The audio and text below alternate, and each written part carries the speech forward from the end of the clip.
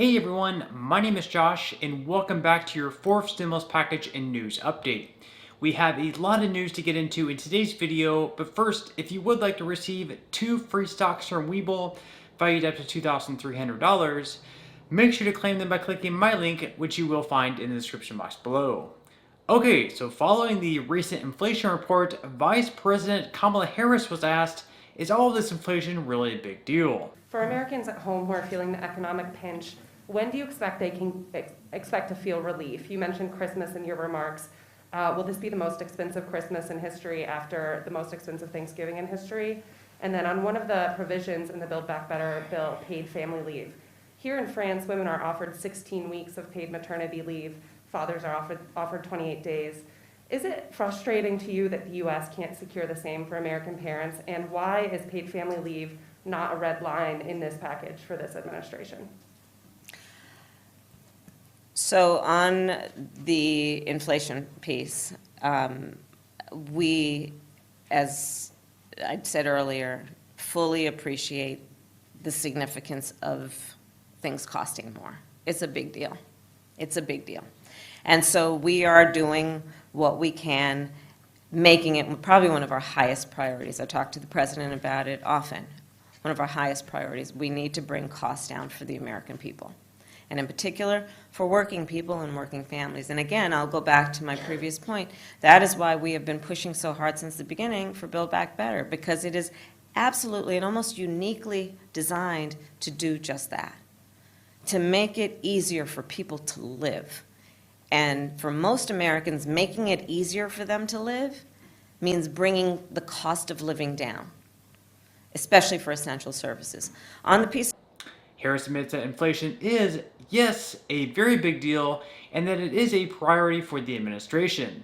She also says the Build Back Better plan was designed to make it easier for Americans to live.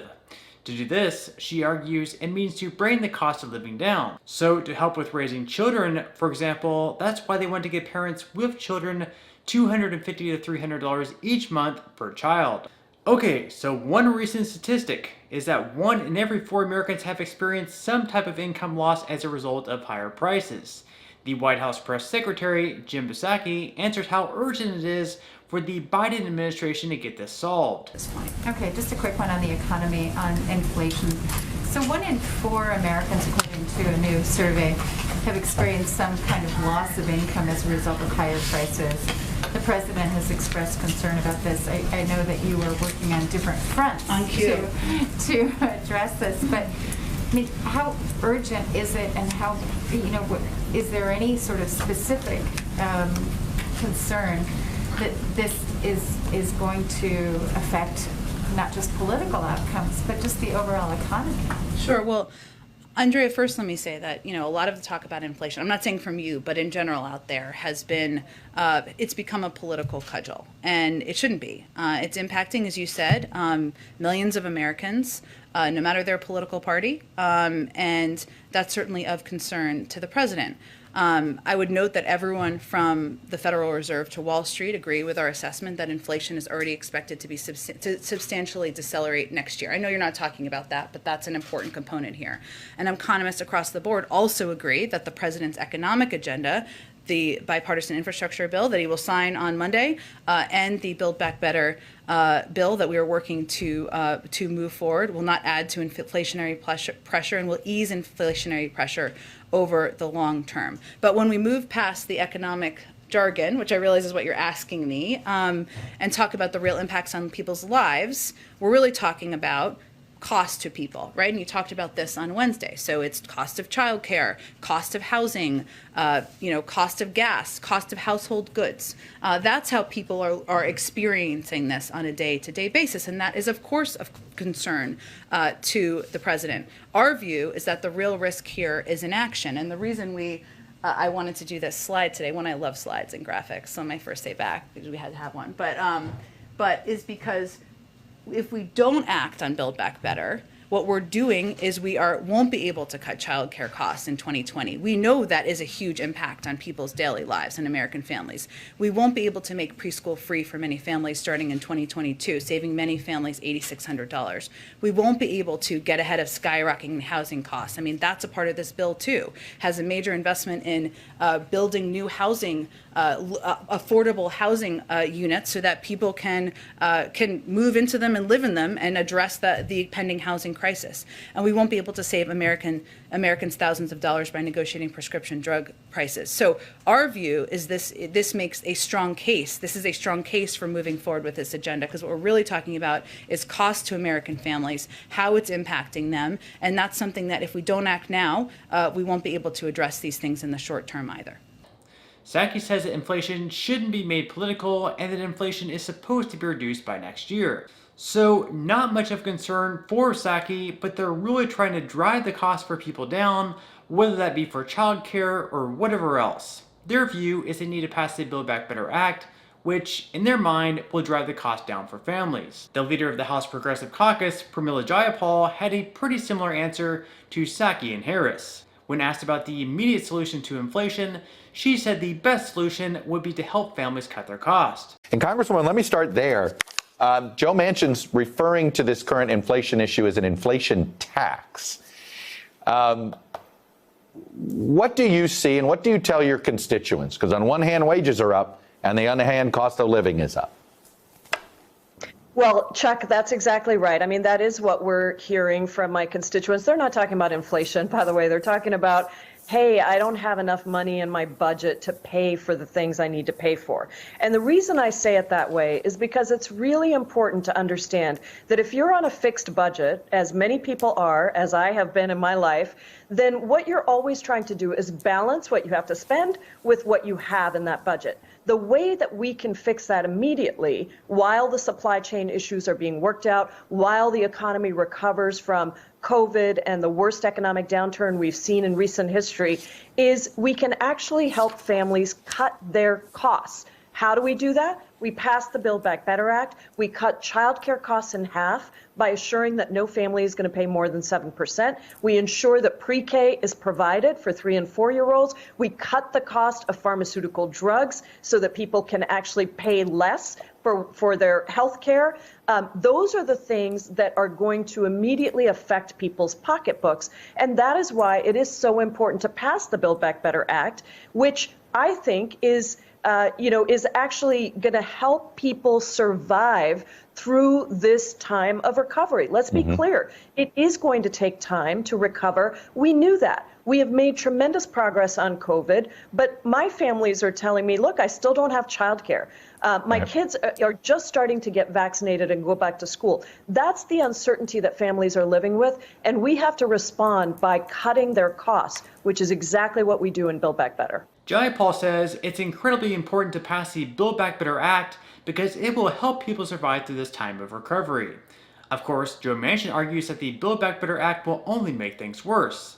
Even if parents are receiving these monthly payments, Manchin argues, soon enough, the $300 monthly payments won't pay for much at all. The same things that cost $300 for now, just as an example, may end up costing $400 in the near future. One of the measures progressive Democrats in the Biden administration wanted to be in the bill, but now won't be, is paid family and medical leave. Even though House Speaker Nancy Pelosi reinserted the measure into the bill recently, it won't stand a chance of actually passing because once it reaches the Senate, Joe Manchin will make sure it's once again stripped from the package. Here is Kamala Harris discussing her frustrations on not getting paid family leave into the Build Back Better plan. On the piece about paid family leave, yes, it's frustrating. It's something I've been advocating for years, as has the president. And it was in our initial proposal. And in terms of what we believe will actually address, again, a topic of conversation, the topic of conversation on the main stage yesterday, inequities, the inequality of systems and structures.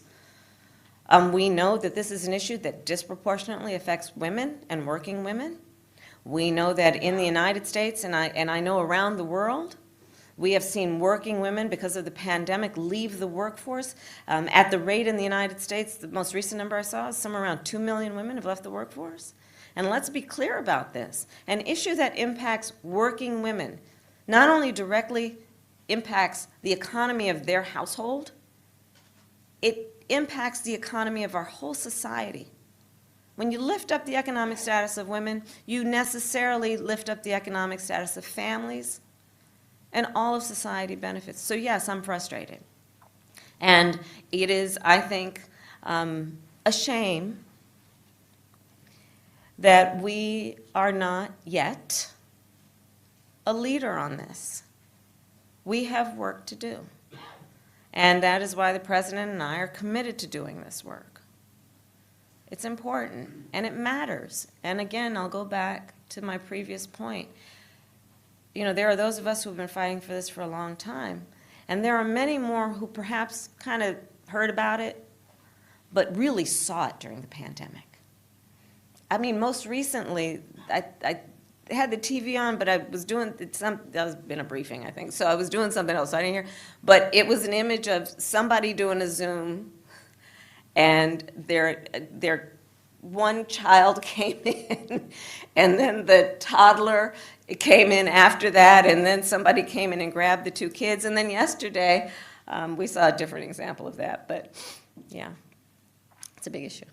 So Harris says that we have a lot of work to do as a country to ensure families get paid time off to care for ill family members or to care for a new child.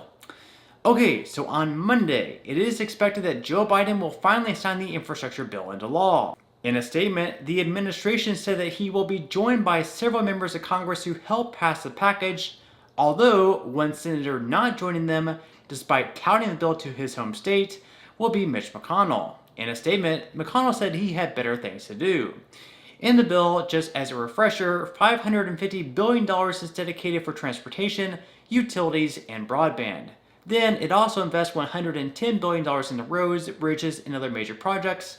$66 billion goes towards passenger and freight rail, and finally, $39 billion is going into public transit. CNBC also reports that $65 billion in total will go towards expanding broadband access, and $55 billion will go into water systems, including lead pipe replacements. Also on Monday, we can expect the House to return to Washington, where they'll look to pass the Build Back Better plan by the end of the week. The House will hold votes on various pieces of legislation on Monday through Thursday. Then, on Friday, they'll go home early for their Thanksgiving break and have the entire week after off as well. So pretty much, if the Progressive Democrats want to vote on the Build Back Better Act by next week, as promised they would by Nancy Pelosi, they'll need to hold a vote, at latest, by Thursday. If moderates don't receive the full score from the Congressional Budget Office, it's likely we won't see a vote until after Thanksgiving. So, big week ahead, and even if the House does pass the Build Back Better bill, it'll see drastic changes take place in the Senate, where Manchin has oppositions to many aspects of the House bill. At this point, it would be a huge accomplishment for Democratic leaders to pass the bill before the end of this year, and as I mentioned before, with the recent inflation report, more than likely, we won't see that happening. But on that note, I'm going to go ahead and wrap up this video. Again, if you would like to receive a couple of free stocks from Webull, make sure to quickly claim them by clicking my link in the description box below. To receive the first stock, you will need to fully open an account. Then to receive the second free stock, which will be valued up to $2,000, you'll need to make a qualifying deposit of at least $5. And even if you aren't all that interested in investing or continuing to invest at this point in time, you can always sell the free stocks you receive and transfer that money, however much it's worth, right back to your bank account. So free stocks or free money is completely up to you. So once again, I hope everyone has a great and safe rest of their weekend. If you did enjoy the content in today's video, I would greatly appreciate if you would give this video a like, a big thumbs up. That does help out with the YouTube algorithm. And until next time, as always, I'll see you in the next video.